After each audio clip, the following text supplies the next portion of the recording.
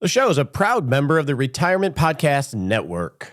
In the course of my life, I've often had to eat my words, and I must confess that I've always found it a wholesome diet.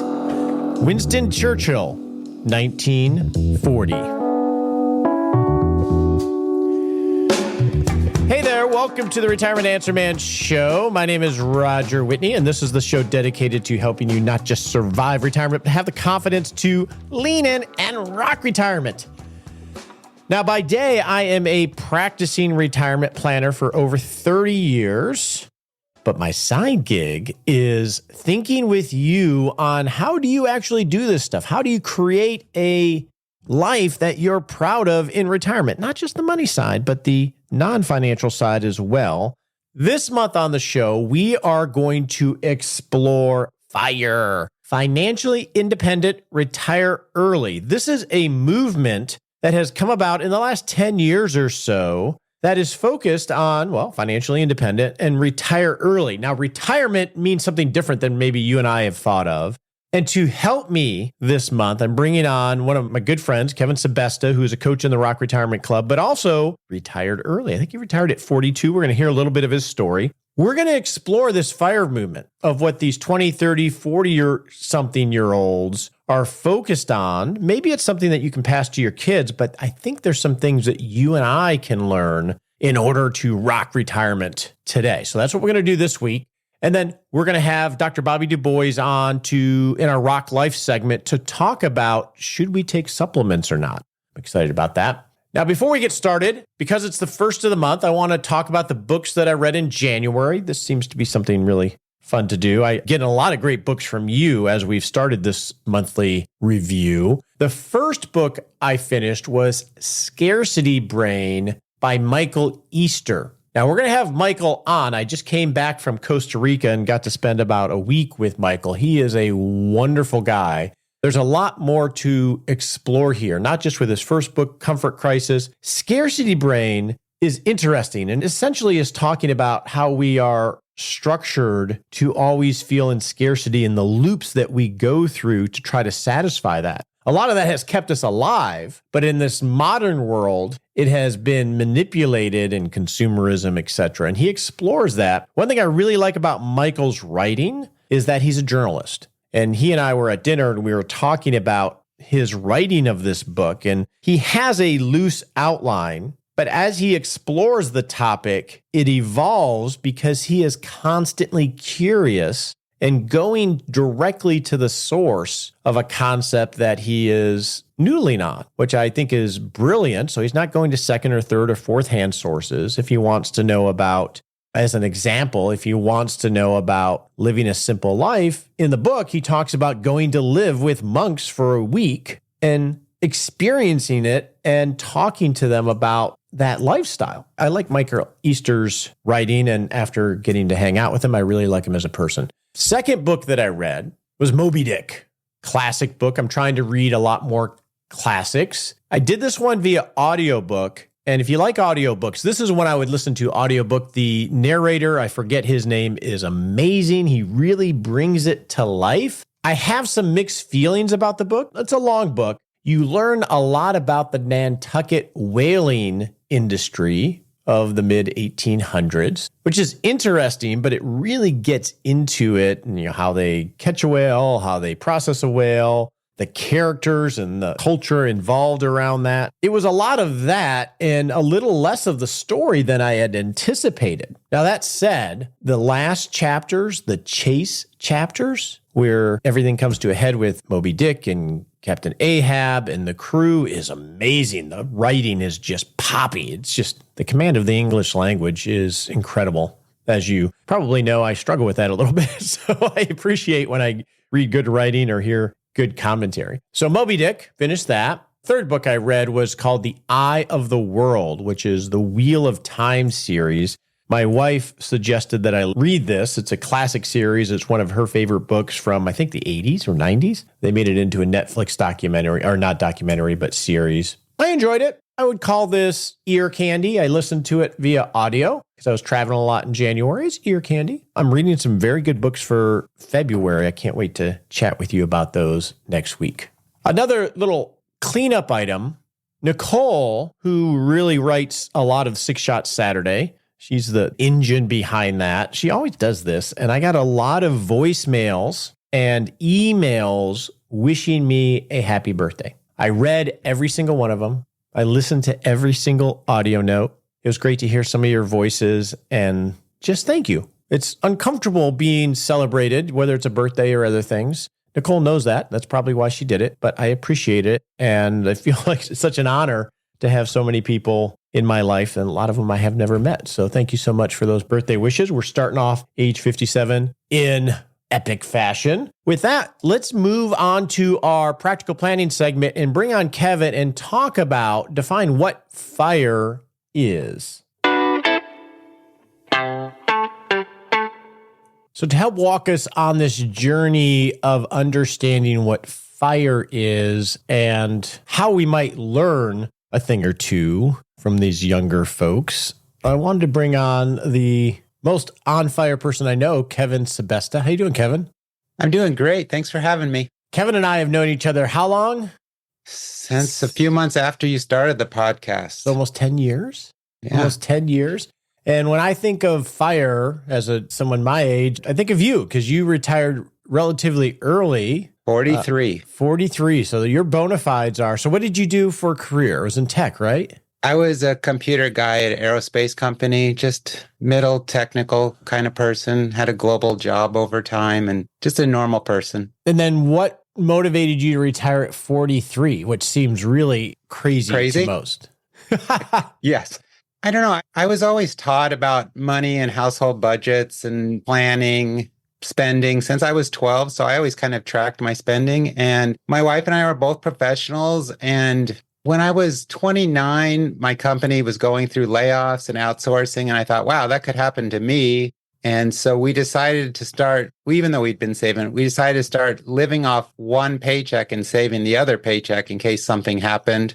We lost our jobs and we didn't want to stress out. So, you do that for 20 something years and all of a sudden you have 20 something years banked of lifestyle expenses. We actually set a 7-year goal to retire and we made it in 4 or 5 and I stayed a little longer. So it was kind of like accidentally realizing we had saved decades worth of spending that had grown some. And what was your perception of what retirement was when you were 40 something and getting ready to leave work? I mean, what did you expect? What's funny is I always worked hard at my job, but more specifically worked smart and delivered. But I always wanted control of my time, my schedule, how I structure everything. I wasn't grinding to get new titles. And so it was just an extension of being able to do the things I want, the interests I want, the passions I want. And that's why now I'm so busy learning and helping others and sharing and communicating.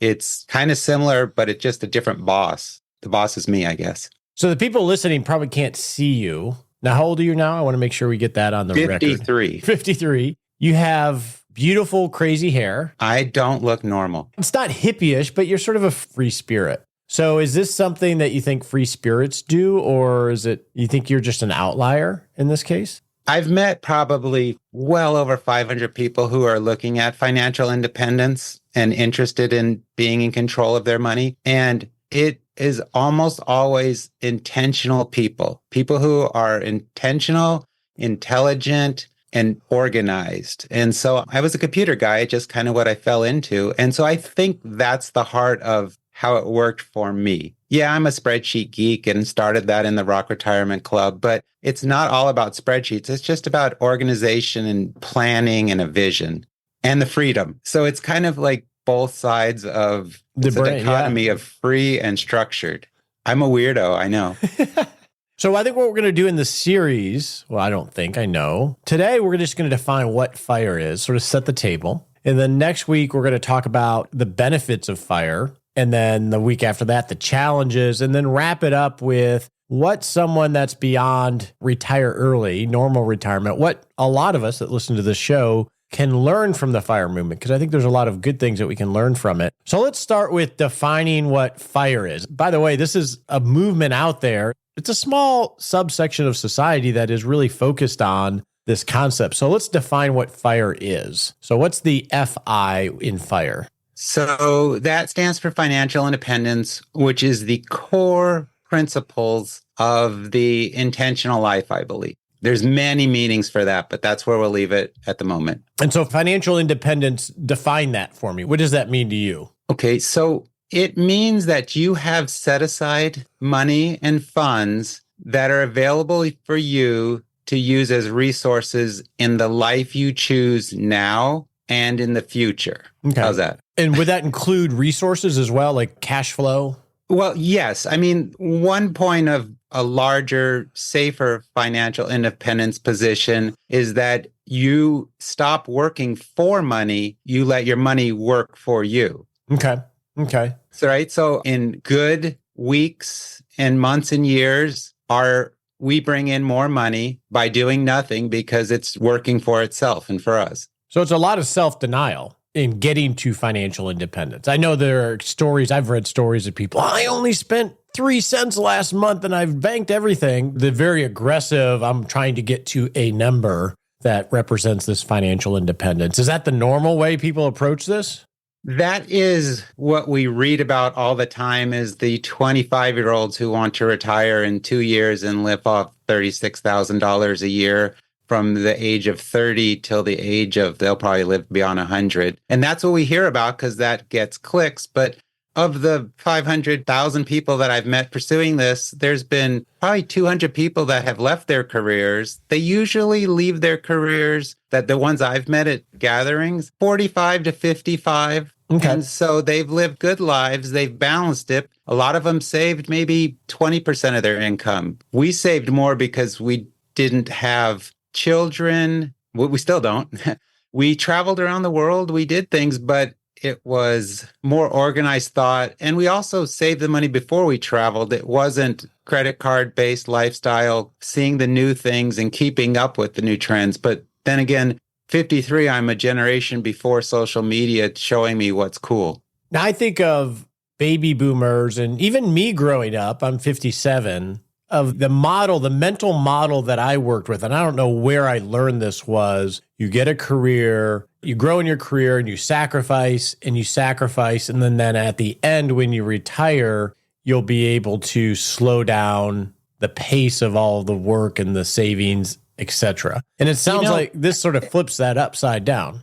I think in my case, and a lot of other people that are middle life career departures, I think it has to do with finding a satisfaction level and determining how that's funded. So, I mean, I had tough jobs and traveled a lot for work, but it wasn't a grind in the sense that I did that so we could pay for vacations or buy new things. We live in the same house for 30 years. We picked a good location and a good enough house, and we would buy a 3-year-old car that was pretty new and drive it for 10 years. And starting around year 8 of ownership, my wife would say, this is what I want my next car. And so she would break it to me slowly that she wanted a BMW SUV. So we would take 2 years till I would say yes and buy a used car. We also buy off peak. And a lot of people do. They travel off peak season. We bought an SUV when gas prices were really low in 2008, so they were giving them away. And then we bought a hybrid in January 2021 when no one was driving from COVID.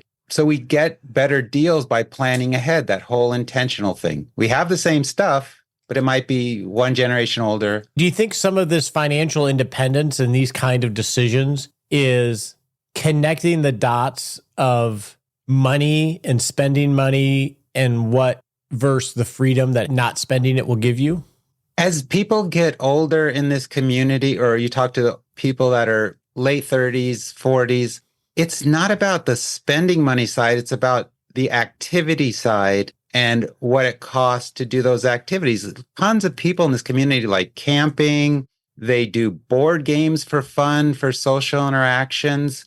So it's a slant on what many people think of travel or activities, but it might be less expensive version of the same tasks. I can recall in my 20s, this is not the version of me that I liked, Kevin. I remember buying my 5 Series BMW and just thinking that was what I was supposed to do to be successful. So a lot of it in this fire community is anti that. The badge is to go do things that don't cost money rather than the things that I grew up thinking it was supposed to do. Yes, but look at it in two different ways. One is you worked hard, you grew that, you built a successful position in life, and therefore you have the car or the house that you work towards and enjoy. And the people around you probably had similar things. When you get into the financial independence community, you're around people who are wealthy for their age. They're very smart as a peer group. They do a ton of things, activities with people in the community all over the world. And so they've built those 5 friends around them to average into that position. And so it all just kind of is where you fit at that moment if you found that community, I think. You met 50-something people at a Camp FI weekend, and they were from 18 to 60, and they were all dialed in on life and progress and challenging themselves, regardless of the money side in general, right? Yeah. I think this, for a lot of us, we may have heard of fire.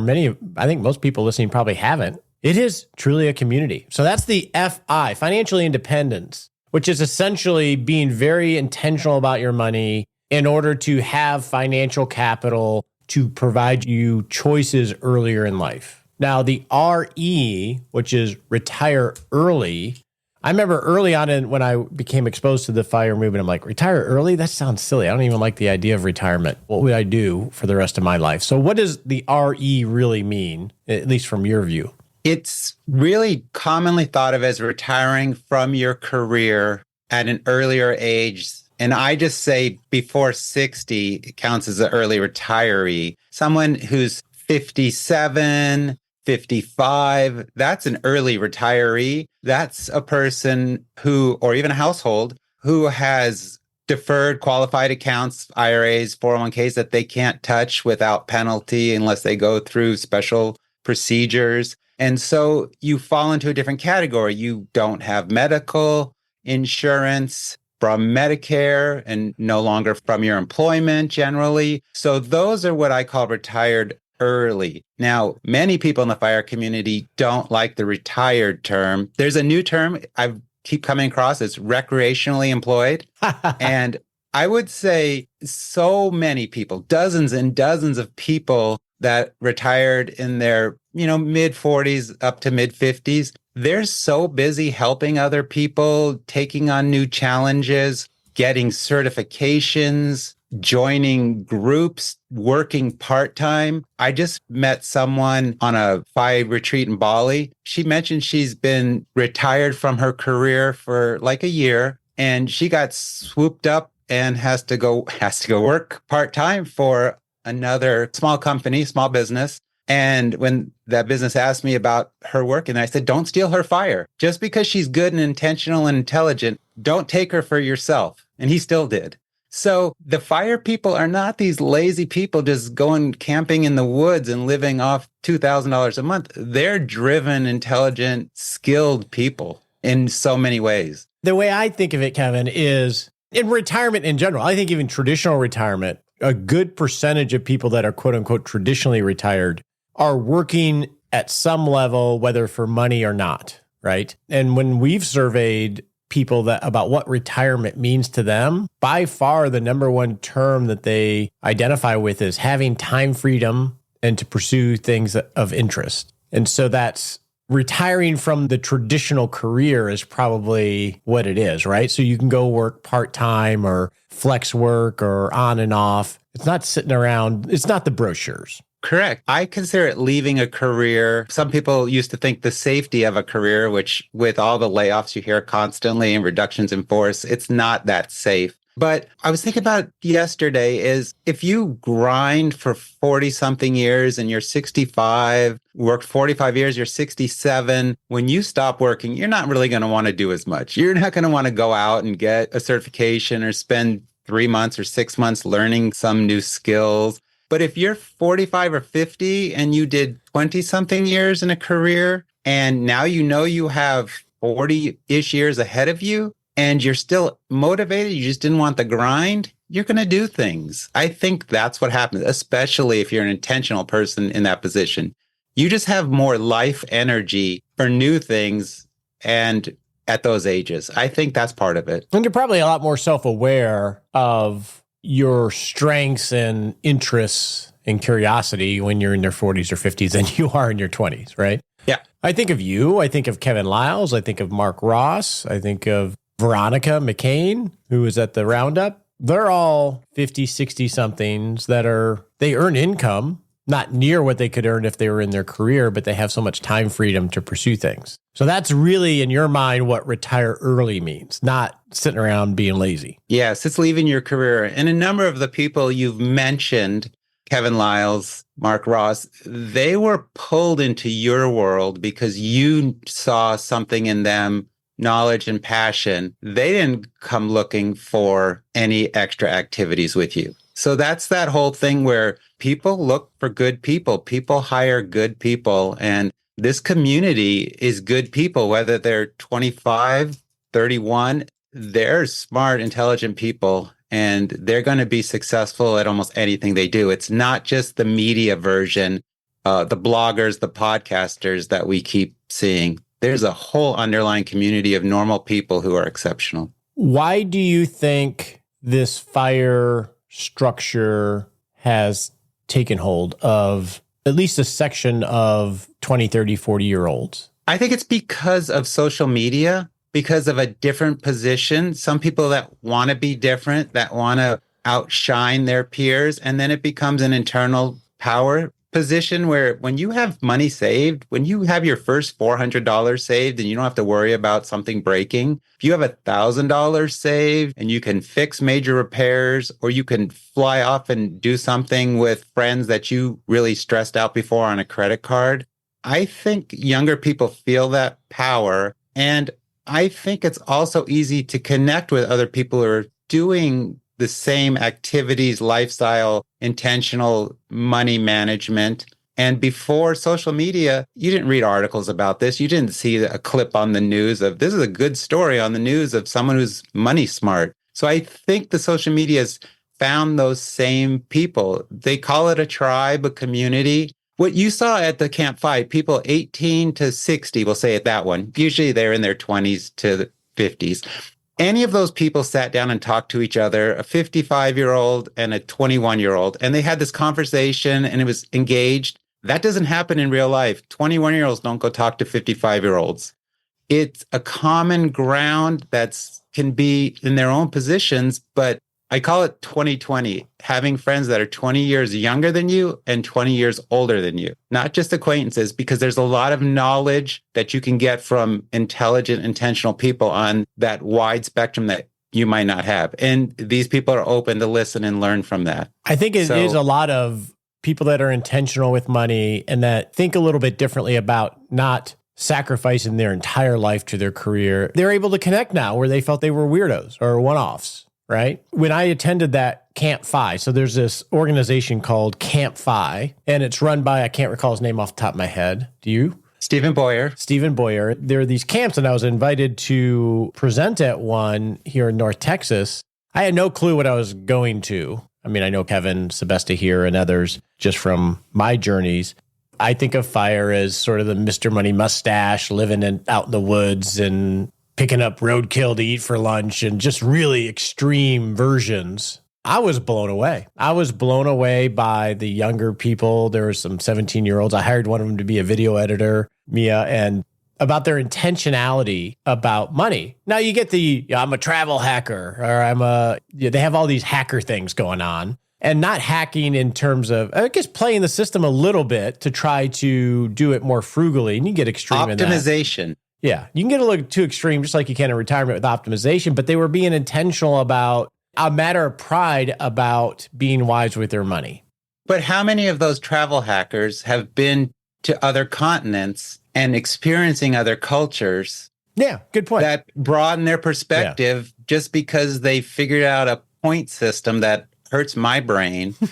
I just ask them when I need to do something. But so, yes, but that's that other intention of learning about the life. And there's even been some famous people talking about life credits where they didn't want to buy certain things, $200 jeans, because they had to work a few hours in the studio to make that money. And so it's what do you have to give to get the money to give away to get a product? And I think it's a healthy movement. I mean, there are the extremes, just like there are in anything. So what we're going to do this month is next week, we're going to talk about some of the benefits of thinking like this that you and I can take as 50, 60 somethings in incorporating in our decisions about rocking retirement. And then we'll look at the challenges of FIRE, because maybe some of your kids are interested or in this movement, so they understand some of the challenges. And then lastly, in the last episode, we'll wrap all of this up with some key learnings that we can try to incorporate. So Kevin, I'm excited to chat with you next week. That's right. Let's talk more. So welcome to the Rock Life segment, where we're going to focus on the energy pillar with Dr. Bobby Dubois. How are you doing, Bobby? I'm feeling wonderful.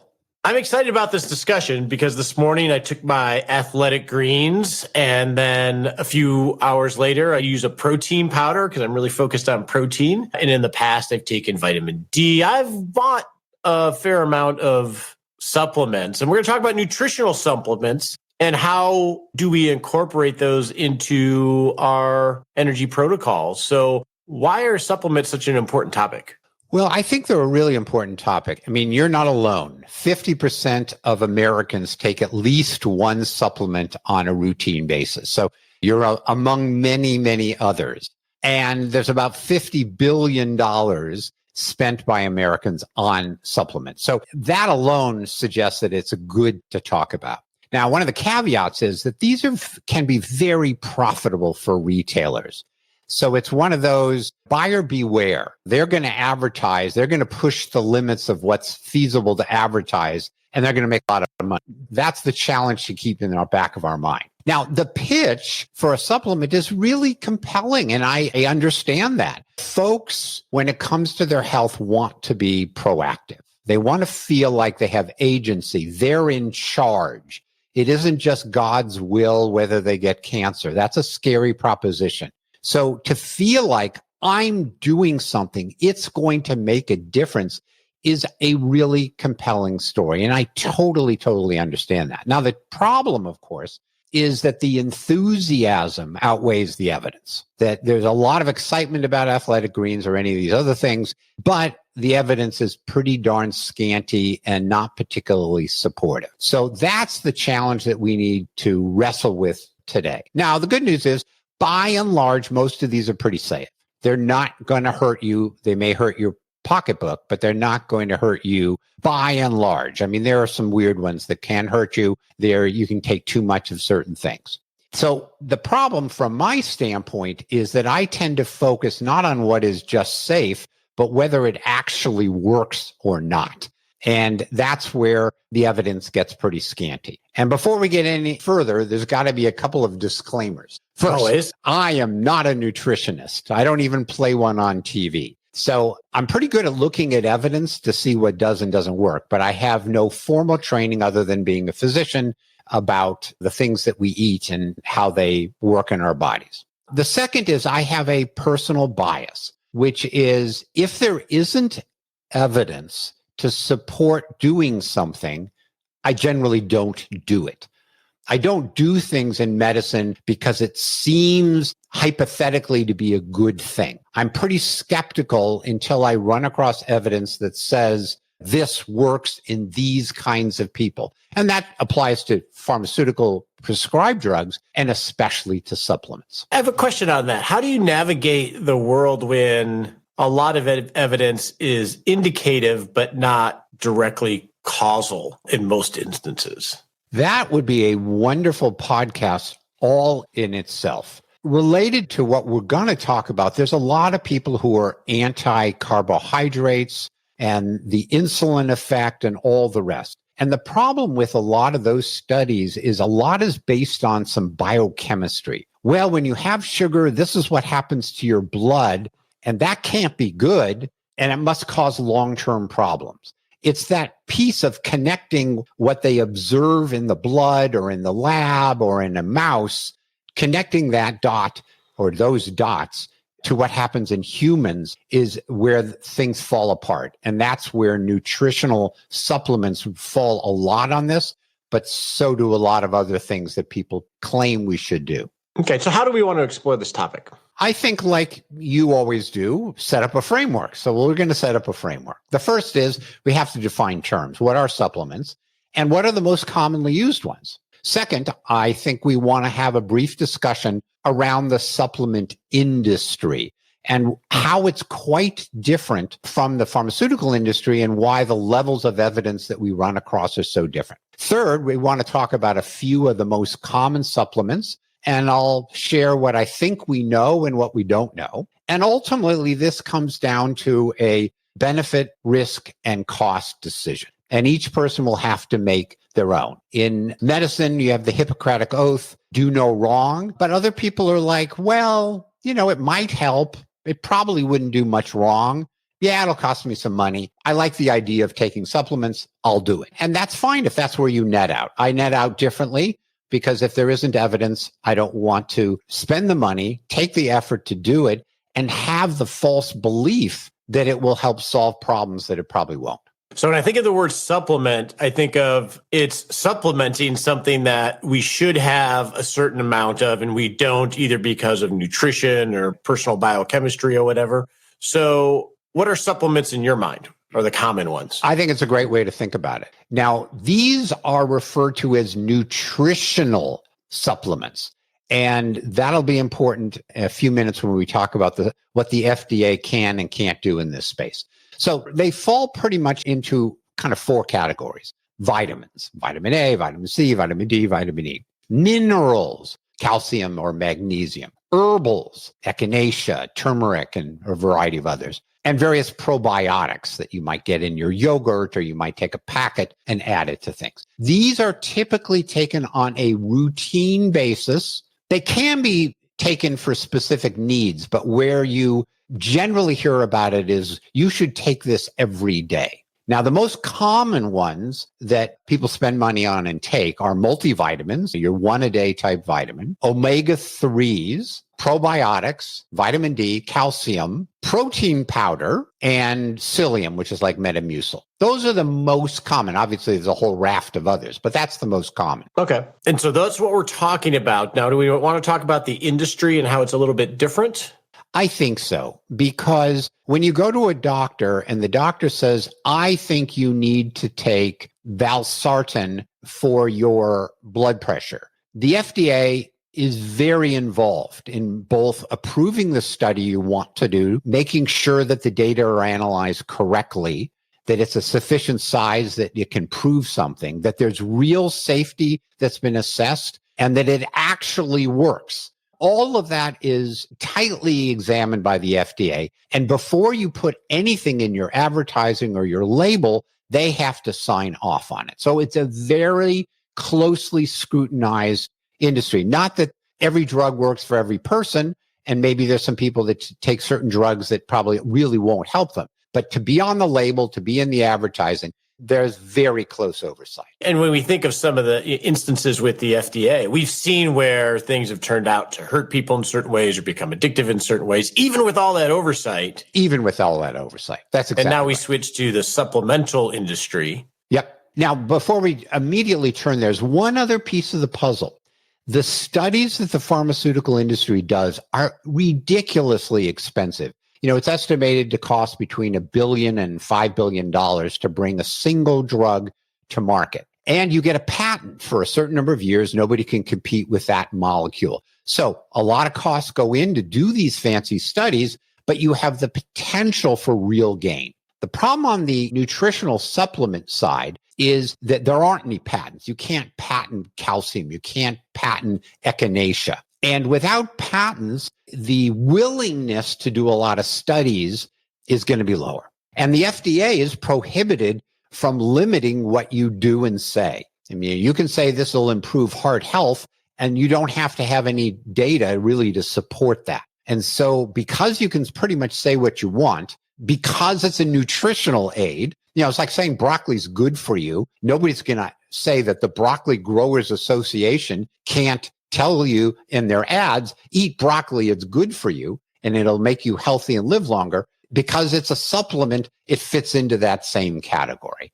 And it's a very high profit industry. So there's an incentive to kind of push things further than what the data would support. And when we get into a study that's an example of one of these nutritional aids, you'll get a sense of why this can be problematic. Well, it makes me think back when I was doing longer distance triathlon. I was taking a lot of nutritional supplements from a marketer for endurance athletes. And I would get all of these newsletters with all of these scientific articles about why this supplement's important and what that supplement does. And they had letters behind their name and words that were very long. And I had no clue what they were saying. I just said, okay, I'll try it. At least it can't hurt me. It can get very confusing on our end or the consumer end. Oh, totally. Totally. Look, I don't malign anybody for getting excited about certain supplements, and especially since that the agency thing really makes us feel good. Doing an endurance event is a painful exercise. And if you think, placebo or otherwise, that a gel that has protein in it is better than a gel without protein or a drink with protein, hey, if it makes you feel better longer, great. But let me give you an example of a study, and it falls very much into what you just said. So basically, the point of the study and kind of the headline is broccoli sprout extract improves exercise performance. That sounds good. I have broccoli, but boy, if I can supercharge my broccoli with an extract, even better. And the theory makes some sense because broccoli has antioxidants, which everybody feels is bad for you. You have free radicals that are destroying your tissues, and an antioxidant will stop that. So that's, of course, got to be good. And the study was done, and they showed statistical improvements. And we have a study that showed improvement. Exactly. And they had big words, and they had letters after their names and all the rest. When you actually read the study and think about it, all of a sudden, the house of cards begins to fall apart. First, there were only 9 people in the study. That's not a lot of people. If there were 109 people or 1,009 people, I could get more excited. When they said your heart rate didn't go as high, meaning that this broccoli extract clearly must have helped you because it didn't force your heart rate to go up as much, the difference was less than 2%. So without broccoli extract, it on average went up to 187 heart rate, which is really high, actually. These must have been pretty young people. And instead, it only went up to 184. And the time to exhaustion was not 401 minutes. It was 406 minutes, 1% difference. So 9 people, tiny differences. Yes, they were statistically significant. And then it gets worse. The study was funded by the vegetable growers. The authors have a patent that relates to this. So is it possible the broccoli extract would actually improve performance? It's possible. Is it going to hurt you? Not likely. Is it going to help? I don't think so. I don't think this convinces me. And broccoli extract is probably a lot more expensive than buying a crown or two of broccoli. And there's not really any motivation or incentive to do large studies. No, because again, they can make the claims they want. And, to spend $10 million on a study when somebody else can make broccoli extract the next day, the numbers don't work. This is where, and I'm not a big government person, but this is where the government can help. They can fund some of these studies. And as we'll get to, they have funded some of these studies. And I've spoken to our military, and said, you've got a ready laboratory of these aren't N of 1, but you have boot camp that you run every month or two that you start a new boot camp. So have some people drink water before they go on their long runs. Have some people drink Gatorade. Have some people try broccoli extract. You'll know the answer. You got lab rats for recruits, but I don't think I convinced them yet to do this. The point here is that we have to be careful when we read studies to see if they support what they say as we're consuming things, not just because of the potential benefit might not be there. Likely it's not going to hurt us, but it's still a serious cost. So what evidence supports supplements? Supports or doesn't. So let's just walk through some of the common ones. and what we do and perhaps what we don't know. Now, there's a famous adage in kind of the evidence world, which is the absence of evidence is not the same as evidence of absence. Well, what does that mean? It means that evidence of absence means I've done a good study and it doesn't work. Absence of evidence is what it sounds like. I don't have a good study to tell me the answer. And so you have to kind of separate, well, has it been tested well and shown not to work? Or frankly, the study hasn't been done, but it still could be really helpful. So let's tease that apart as we get to some real stuff. I've mentioned this before. I'll mention it again. Examine.com is a great starting point to look at nutritional supplements, whether it's melatonin, whether it's vitamin C. That's a good place to start. They do a summary of things and then they'll list the actual studies and you can pour through them if you wish. So let's start with what up until maybe 5-10 years ago was probably the most popular supplement that people got excited about. Omega-3s. Now they're antioxidants. They're going to go after that really bad free radical stuff. And the thought was that these could prevent heart disease and cancer. Now, what was the theory behind this? Well, they looked around the world and found that people who eat fish live longer. Okay. Fish has omega-3s like anchovies and salmon and sardines and tuna. So if eating fish is good, taking the extract out of the fish has got to be even better because it'll be more powerful. But when you actually did the clinical trials, and there were 98 studies on this topic. So it's not like, oh, there was one study done in Ethiopia. There's 98 studies. They showed that there were no reductions in heart attacks, cardiac death, and the enthusiasm for omega-3s, at least in the scientific community, has fallen by the wayside. That doesn't mean people don't take them. That doesn't mean there aren't functional health doctors that are excited about it. But when you look at the evidence, it's really hard to say they help anybody. Eating fish, perhaps, but it may not be the omega-3s in the fish that are what are helping you. So that's an important kind of example. I want to stop for a second. And the reason I think we are talking about this when it comes to the energy pillar is we only have so much money, obviously, time and energy. And this is part of the discussion to make sure we use those precious resources as best we can. And this is not saying that supplements are definitely an out, but it's one of it, I think, paints a clearer picture for us to make those decisions. I think it's right. And I think there is a hidden risk here. I have a lot of folks in my personal circle who take supplements in lieu of what is traditional proven therapy. So I got a bunch of people with elevated cholesterols and they're on, you name it, turmeric, omega-3s, whatever. And they're like, no, I don't believe in this statin stuff. It doesn't really help and it has side effects. And I'm going down this route. That works for people that have osteoporosis issues. You hear this over and over and over again. That's probably my bigger worry. If you want to spend $1,000 or $2,000 a year, go have fun, do it. But when you avoid the mainstream approaches to these problems because it sounds like a great alternative, that's when I get worried. I see your point. So do we want to highlight one other study and then we can go out about what to do about this? Sure. So vitamins and minerals are, again, very, very, very popular. And there was a summary recently that looked at, again, here we have 84 clinical trials, and they looked at vitamin D, beta carotene, which was the bee's knees for a while, vitamin E. They had really no benefit. And in some cases, actually increased risk. And the one thing that actually might suggest it could work was just your boring multivitamin. Now, it was a small benefit in cancer reduction. I don't know how much to make out of it.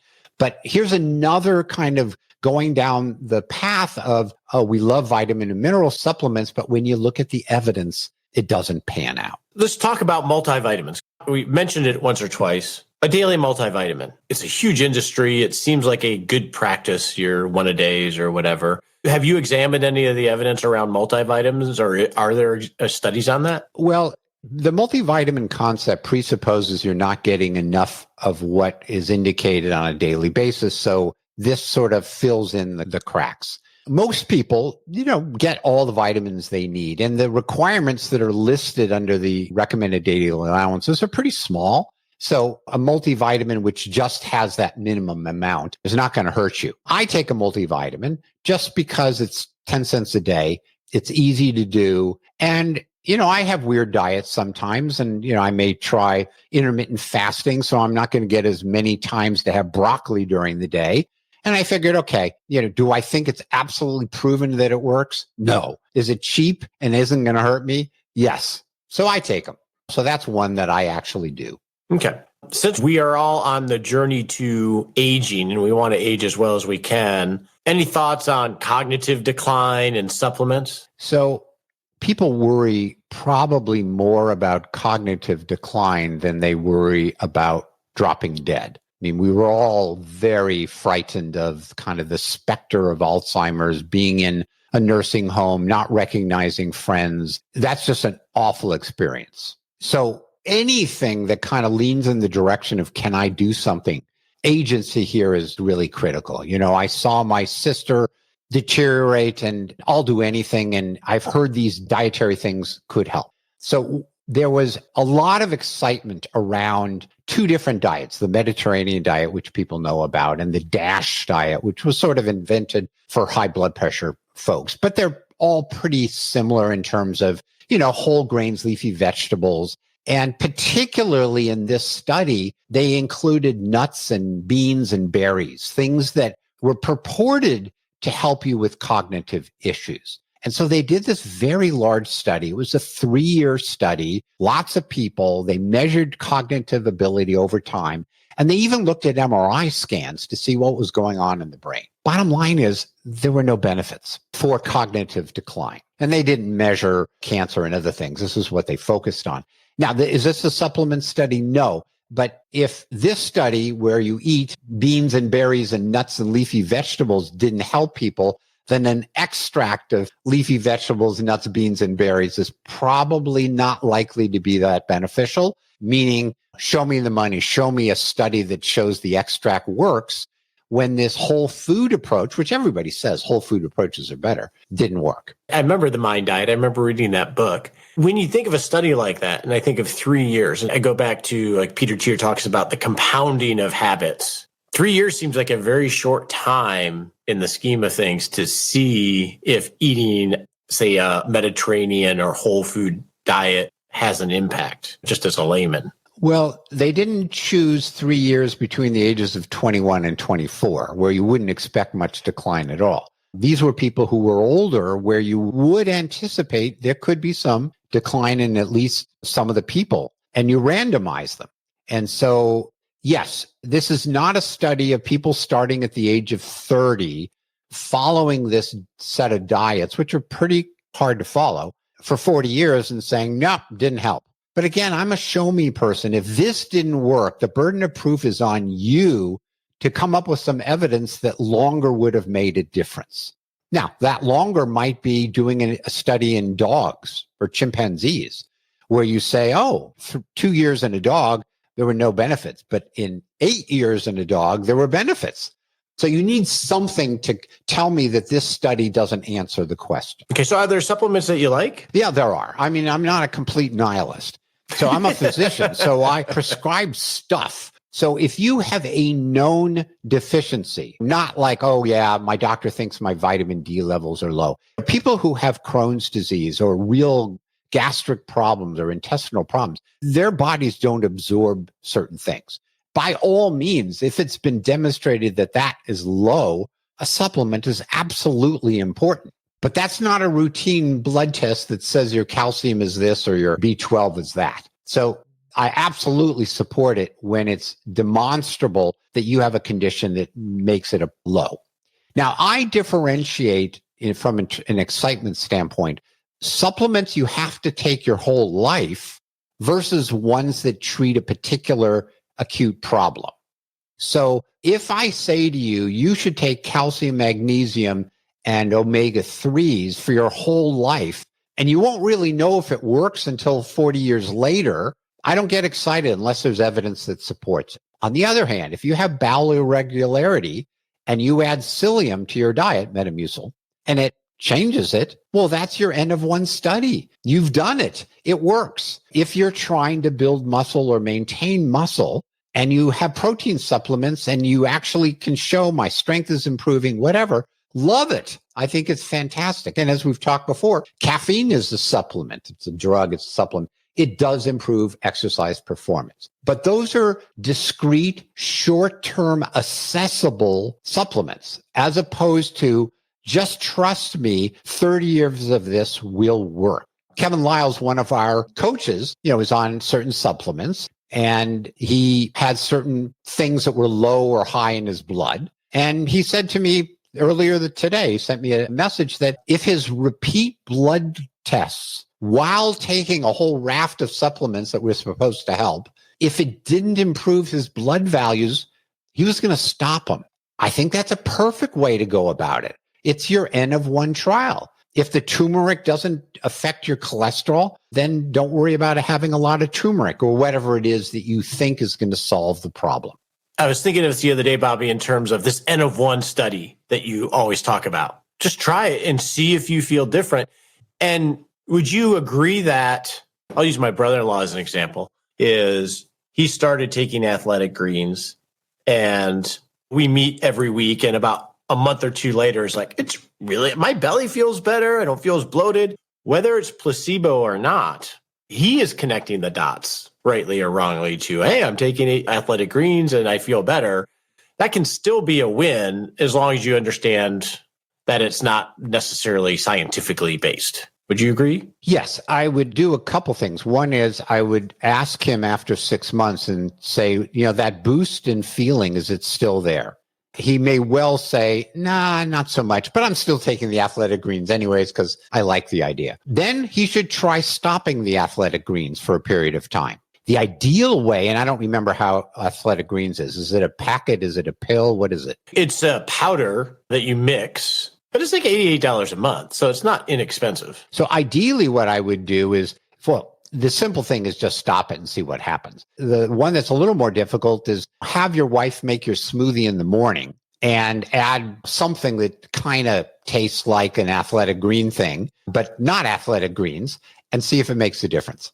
That would be the best way to do it. So what's our take-home message here? Nutritional supplements are very popular. And as you said, a lot of money can be spent on them. There's a good reason people want to do it. It gives them a sense that they have some control over their health, but there's not a lot of evidence that any of these things work for these long-term uses. They're pretty safe, and it really just comes down to the risk that you think you assume by taking these, the benefit you hope or you think will happen, and the cost, and make your own decision. I mentioned earlier, I take multivitamins.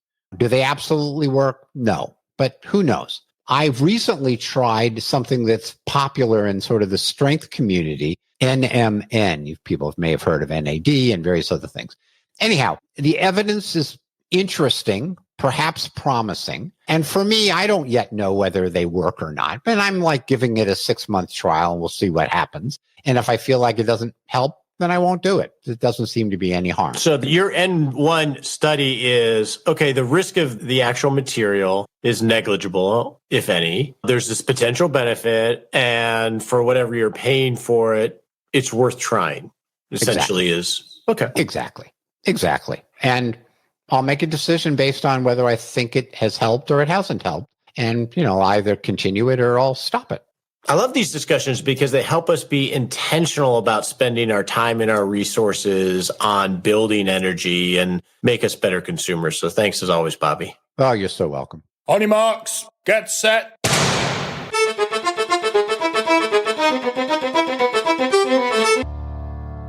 And we're off to take a little baby step we can take in the next 7 days to not just rock retirement, but rock life. All right, in the next 7 days, I challenge you, if you are not a normal reader, to start a book. Start a book and consider building the habit of reading books. They don't have to be textbooks, nonfiction, get better books. Just find something that piques your curiosity. It will change your life. Many of you have asked about my trip to Costa Rica with Michael Easter and doing a masogi. We're going to have Michael Easter on to talk about the concept of a masogi and a little bit about the trip. Not going to share a lot of details on the trip. The basic concept, just to tell you a little bit here, is to, on an annual basis, do something really, really hard. It doesn't have to be physically hard, just something that's a little bit outside your comfort zone. And perhaps you have a 50-50 chance of completing whatever it is. So that's the concept, the rule number one. And rule number two is don't die. Do something where you're not going to die. Obviously an important rule. In this masogi, part of it, I can tell you this, is we hiked in the rainforest in the Osa Peninsula in Costa Rica, one of the most biologically dense places on Earth. It was a serious jungle. The trek that we did had about 4,000 feet of climbing, I can say that. And it was a bushwhack kind of trail. It wasn't like a groomed trail. Everything wants to hurt you there. So my experience in that segment of this larger thing was I got dehydrated. It was 90 degrees, 90% humidity. I drank a ton of liquids and electrolytes. I don't feel like I got behind on those things over this trek. But at the end of it, I stumbled out, got put into a van and driven to the doctor and had to have 3 IVs and then some B12. I was at the doctor for a while. I had never collapsed in that way. I've never not finished anything in terms of the challenges. Not that this was a race or anything. I hit a limit and I'm still processing that. It was very interesting. I'm glad I did it. But there are a lot of firsts. I've never not completed all the things in something. I've never collapsed. I've never had to depend so much on the people that were with me. I had a couple people, and one of them was an ENT, Norwich, who I give a big shout out to in Curum. They essentially had to guide me through getting out of the jungle. So it was an interesting experience. And it reminded me that we depend on a lot of other people than ourselves, and we're not just totally self-sufficient. So I'll share that little tidbit, but I don't want to share all the details of what we did because it was personal with the people that we were there, but there'll be some lessons that Michael Easter and I will explore. But for those of you that were wondering, that's what I did. I am here. I am happy. I'm healthy, and I am here to help you rock retirement. The opinions voiced in this podcast are for general information only and not intended to provide specific advice or recommendations for any individual. All performance reference is historical and does not guarantee future results. All indices are unmanaged and cannot be invested in directly. Make sure you consult your legal, tax, or financial advisor before making any decisions.